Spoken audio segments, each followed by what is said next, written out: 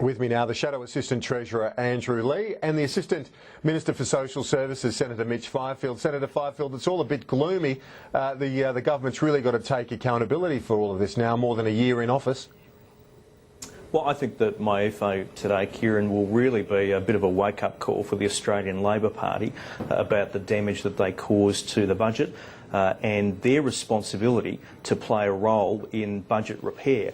We've seen Labor voting against something of the order of $20 billion in savings measures in the Senate, including about $5 billion of savings measures that they themselves proposed when they were in government. So I hope today's MyEFO causes Labor to take stock, to recognise that they share in the responsibility to help fix this problem that they created. But Minister, do you accept that 15 months now into office, that voters don't really cop that sort of explanation, that they want the government to come up with the answers instead of the finger pointing? Well, Kieran, I think we have come up with the answers. Joe Hockey's first budget was a good document. The problem is that the Labor Party failed to take any responsibility for the damage that they caused. Now, let me speak for a moment as the manager of government business in the Senate. In a Senate chamber where the government of the day does not command a majority in its own right, management of the Senate and the legislation that goes through it, including budget legislation, is a shared responsibility of all political parties, and the Australian Labor Party have abrogated that responsibility. And that's something that Chris Richardson has pointed to time and time again from Deloitte Access Economics. Andrew Leigh, is there a point when Labor is going to cop some of the blowback here? It's fine to be obstructionist and to say no, as we saw the coalition do in opposition, but when you're trying to rebuild your own economic credibility, surely there's got to be some concession that these structural improvements to the budget need to happen. Well, Kieran, I was frankly a bit surprised to hear Mitch speaking in that way.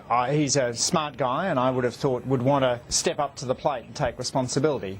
I'd assumed he would want to be owning promises that the coalition made last year, such as saying that a coalition government would have the budget in surplus in its first year and in every subsequent year, that there'd be no surprises, no excuses, and the adults would be in charge.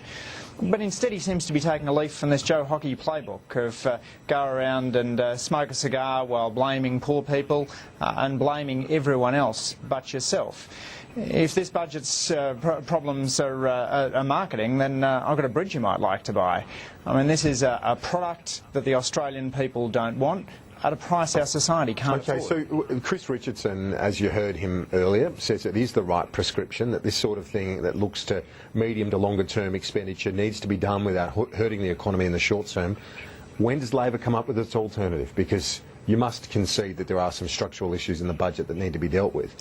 Kieran, we've supported a range of savings in the budget. We supported the high income earner levy, for example, and a range of the changes to family It's hardly reform though, is it? The high income levy? Well, these are changes we wouldn't have made, but they add to the bottom line, and we were willing to support the government on them.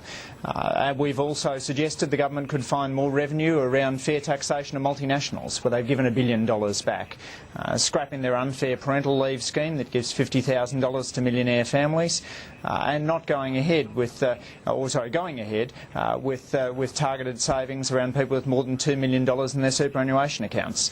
That's a range of areas in which savings could be found. Is the iron ore price, in your view, now at a more realistic level, or do you expect it maybe will climb again? Because at $60 per tonne, that leaves a huge hole in the budget revenue. Kieran, the forecasting commodity prices is a mug's game. They're what economists call a random walk, like the exchange rate. Today's price is the best guess of tomorrow's price. Certainly that's played a part, but let's face it, Peter Costello saw off the Asian financial crisis, Wayne Swan saw off the global financial crisis, and Joe Hockey is now telling us he can't see off a fall in the iron ore price. You know, when does he stop being the shadow treasurer in drag and actually step up to the main job? Senator Fifield, your reaction to some of these criticisms from Andrew Leigh that, you know, the falling iron ore price pales in comparison to what other treasurers have faced in recent years, recent decades, as you know, as a former advisor to Peter Costello yourself? Well, Labor always had incredibly heroic assumptions in their budget, including in relation to commodity prices. We've taken a far more conservative approach, and as Joe Hockey has said, we probably should have taken a slightly more conservative approach again. I'm glad that Andrew drew a distinction, or sorry, a comparison between Wayne Swan and the GFC and Peter Costello and the Asian financial crisis. Peter Costello addressed the Asian financial crisis. He kept the budget in surplus and continued to pay down debt.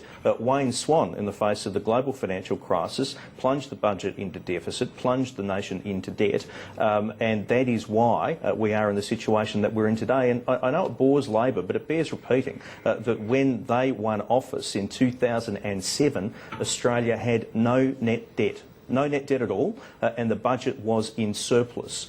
And the majority of Peter Costello's budgets were in surplus, I think 10 of the 11. You know, I've got to say, the more that Labor like to draw comparisons between Wayne Swan and Peter Costello, the better. But the reason we're in this situation, which Labor forget, is they inherited a budget in surplus, they inherited no net debt, they trashed the joint, and now they're not willing to play any part in the budget repair.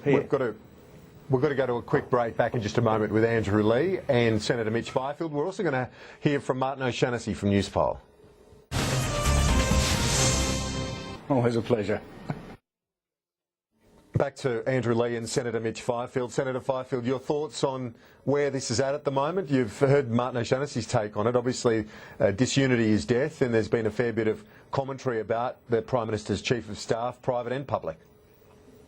Oh, look, Kieran, staff are not combatants. There shouldn't be public commentary about them, and I don't intend to make any. But just in relation to the polls more broadly, we haven't been governing with an eye to the polls, unlike our predecessors. We've been getting on with the job of doing what we said we would do, which is abolishing the carbon tax, abolishing the minerals resource rent tax, reintroducing temporary protection visas and legislating our direct action plan. And we're just going to keep on focusing on the job at hand. And today, that's the release of the MyEFO, and what we hope is a wake-up call to the Australian Labor Party to get on board and join in the job of budget repair. Senator Fifield, though, while you're showing admirable restraint this morning, your colleagues aren't. You've heard from a number of them over the weekend publicly. You've seen the coverage in the newspapers from Warren Ench to Ian McDonald.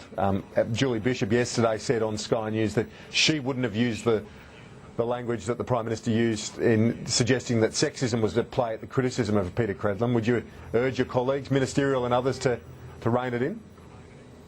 Look, Kieran, as I said before, staff aren't combatants. There shouldn't be public commentary about them, and I won't be making any. On the issue of sexism, but before I let you go on that issue, is that something that you think is at play? Look, Kieran, I don't comment about staff. All right, let's go to Andrew Leigh. You have seen, obviously, the news reporting, the coverage. Do you think it's unfair that a chief of staff, a staffer, is being the subject of this sort of critique?